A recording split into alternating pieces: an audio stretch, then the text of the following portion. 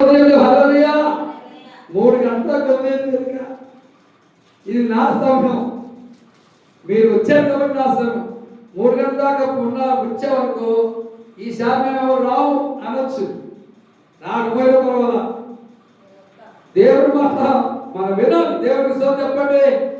కాబట్టి దేవుడి ప్రజలారా దేవుడిగా చెప్తున్నాను, ఎవరున్నా ఎవరు లేకపోయినా, ఎవరు వచ్చినా ఎవరు రాకపోయినా, జీవగలిగిన దేవుని పక్షాన ఏరియా ఒక్కడే నిలబడ్డాడు. ప్రతిదానికి మనం కక్కుతి పడకూడదు.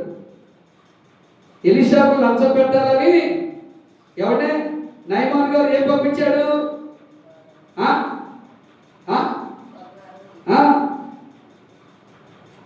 తీసుకున్నాడు ఎలీషా. పారా పనికి మాలాడా, నీది నాకెందుకురా, నీది నాకెందుకురా, అవసరదు, నీ డబ్బు అక్కర్లేదు, నీ వెండి అక్కర్లేదు, నీ బంగారం అక్కర్లేదు, నీ వస్త్రాలు అక్కర్లేదు అని పంపించేశాడు. కానీ దొంగసాటుగా వెళ్ళి గెహజీ తెచ్చుకున్నాడు. దాంతోపాటు ఏమొచ్చింది గెహజీకి? కుష్ఠరోగం వచ్చింది. కుష్ఠరోగం. గెహజీలా ఉండకండి ఎవరు కూడా. ఏదో అని ఆశించి తెచ్చుకోవద్దు. దేవుడు మనకి ఇస్తాడని నమ్మకం ఉండాలి. దేవుడి మీద మనం ఆధారపడాలి. దేవుడికి అసాధ్యం అంటే ఏది కూడా లేదు. మన దేవుడు రోషము గల దేవుడు, మన దేవుడు నమ్మదగిన దేవుడు.